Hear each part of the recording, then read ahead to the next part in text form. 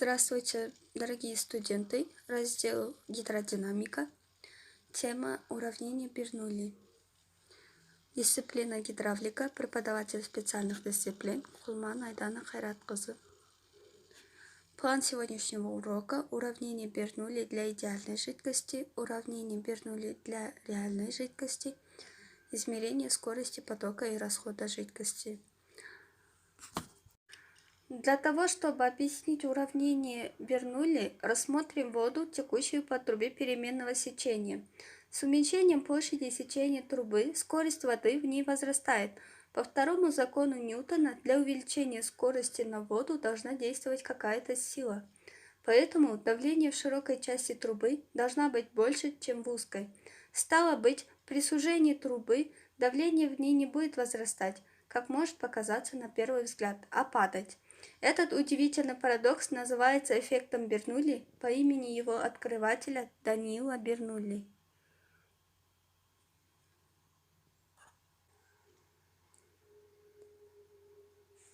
Если слева в трубу вошел объем V, то такой же объем вышел из трубы справа.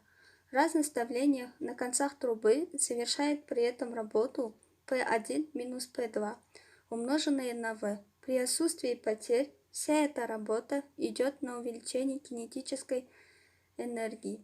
Масса – это произведение объема на плотность. Объем сокращается, и мы можем переписать нашу формулу в следующем виде. Величина ρV квадрат делим напополам называется скоростным напором жидкости. Закон Бернулли гласит, что в идеальной жидкости сумма давления и скоростного напора остается вдоль трубы, то есть константа. Уравнение Бернулли для идеальной жидкости. Рассмотрим трубопровод переменного диаметра, расположенный в пространстве под углом бета.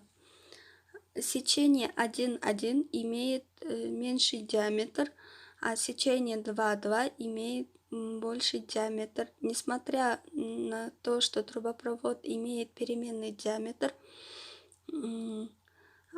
оно дает связь между давлением P, средней скоростью V и пьезометрической высотой Z, то есть H в нашем случае.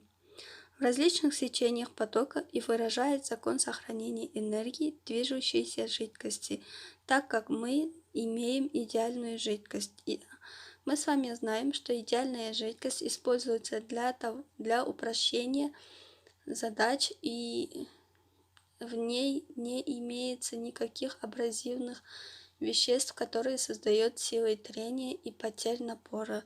Поэтому в данном случае в обеих сечениях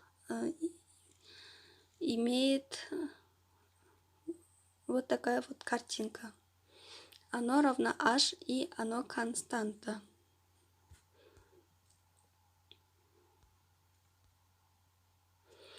Теперь уравнение Бернулли для реальной жидкости.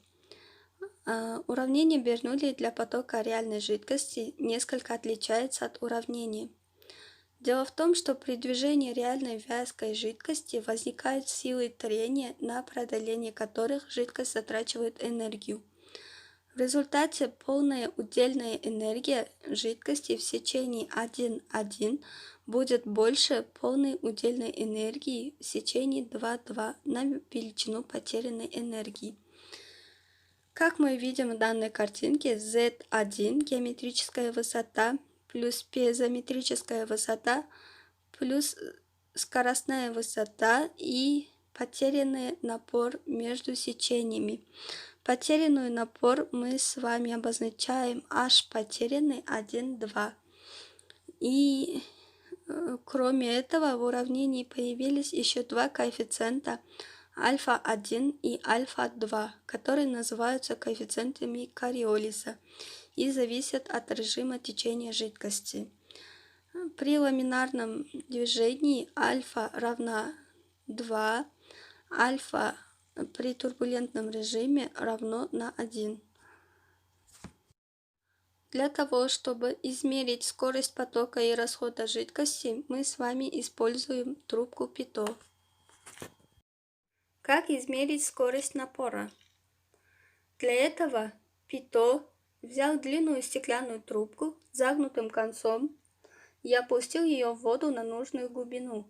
Поток воды набирает на воду в загнутом конце трубки и создает дополнительное давление, которое подбирает воду в вертикальном колене трубки.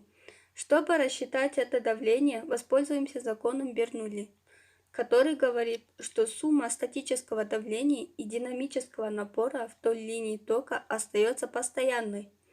Непосредственно перед входом в трубку скорость воды равна нулю, поэтому динамический напор равен ρv квадрат делим напополам. Этот избыток давления уравновешивается гидростатическим давлением ρgh. Отсюда находим связь между высотой h и скоростью v. Знакомая формула. Тело, подброшенное вертикально вверх со скоростью v, подлетело бы как раз на такую высоту. Ведь закон Бернулли – это не что иное, как закон сохранения энергии для течения воды и газа. Для закрепления урока я подготовила несколько ряд задач для того, чтобы было понимание данного урока.